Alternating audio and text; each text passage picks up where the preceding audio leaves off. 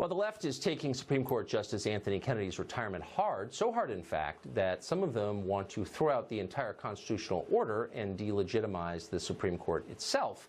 Ian Samuel is a lecturer at Harvard Law School.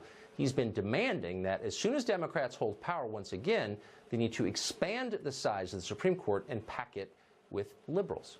A week ago, Samuel tweeted this, quote, "Pack the courts" should be a phrase on par with abolish ICE. Ian Samuel joins us tonight. Ian, thank you for coming on. Hey, thanks for having me. Welcome from Paris. Oh, of course. Wouldn't it just be easier to give California, I don't know, 27 new congressional districts in L.A. County and be done with it? Or maybe just abolish Congress entirely? I mean, if the goal is just to increase the power of the left, why mess around with the Supreme Court?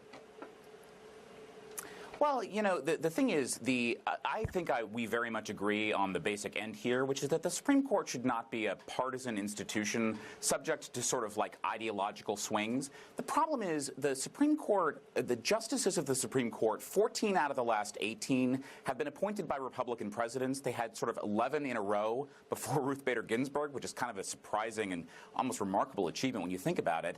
And so we're left in this position now where the partisan balance on the Supreme Court is way out of whack with what people have voted for. So what I'm really in favor of is returning the Supreme Court to being a sort of nonpartisan institution that is set away from the sort of fray of ideological politics. But we can't do that until we add some seats to correct the balance that we've lost, really.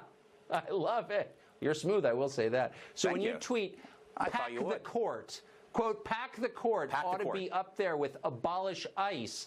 That is, in fact, a nonpartisan statement somehow. How does that work? How is that not? How is increasing the partisan Democratic representation on the court indeed nonpartisan? Well, you know, when you encounter a jewel thief, you must steal things back, Tucker, as I'm sure you know. And look, I would love a sort of settlement once this is all done. I would love to get to a place, for example, where, you know, maybe every president gets 2 or 3 guaranteed Supreme Court nominations. You know, maybe we should have an even-numbered Supreme Court. You know, 10 justices, 5 from each party. I think that would be nice. It would require a little court packing, but you know, that's the art of the deal.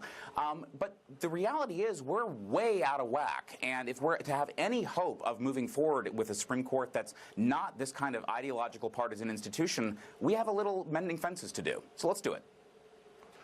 So, right. So in other words, increase the power of the left and everything will be cool.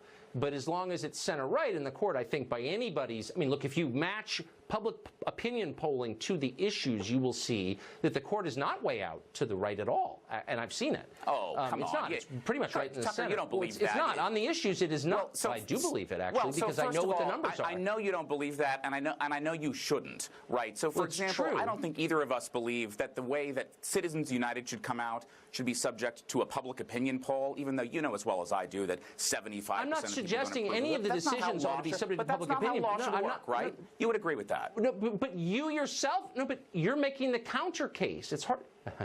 You're claiming that we need to pack the court, which a naked power grab by the left, we both know it, but you're saying we need to do that because it will be more representative of the public will.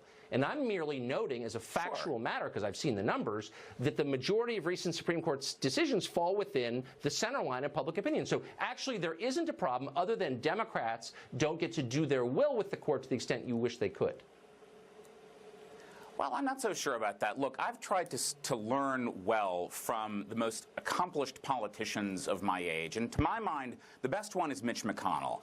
And he understood as well as I do that control of the Supreme Court is, to paraphrase Rod Blagojevich, not something you just give away, right? He sort of court shrunk for a year and a half to 8 members until there was a president to his liking. And remember, before the 2016 election, Ted Cruz and John McCain and all your beloved heroes, Tucker, were saying maybe they should hold the seat open while Hillary Clinton was president. What I'm saying is that sort of power politics has to swing both ways, and then we have to end it. That's the view. So actually, it's not about okay, right. So you're saying that once we, and by the way, just for the record, I hated that. I hated that they did that.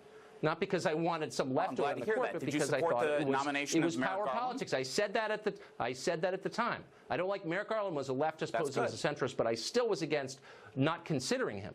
However, what you're saying is that was wrong. What should we do about it? Let's do it 20-fold. No, we should No, I'm not saying if somebody, delegitimize if the you're court in the eyes of the public by jewel packing thief, it with steal it lefties from back. Harvard.